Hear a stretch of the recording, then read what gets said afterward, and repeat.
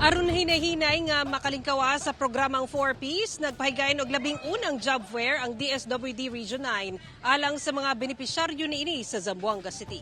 Ang detalye sa report ni Efren Mamak. Dala ang iyang mga requirement naning palad nga makasulod og trabaho kining si Erica Lira, fresh college graduate atol sa job fair sa DSWD Region 9 sa covered court sa Barangay Camino Nuevo, Zamboanga City niadtong Biyernes. Para may experience na din po, sir. At isa na din po para magkaroon po ako ng budget po, makatulong.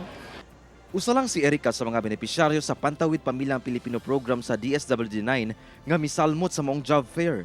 Sumala sa DSWD 9, ana sa kapin 700 ka mga bakanting trabaho gikan sa 12 ka mga kompanya sa syudad ang gihanyag atol sa aktibidad. As far as beneficiaries and 4Ps is concerned, yung hinahanap lang po natin sa ngayon for our facilitation ay 1, bona fide na 4Ps beneficiaries. 2, nandito sila sa Zamboanga City.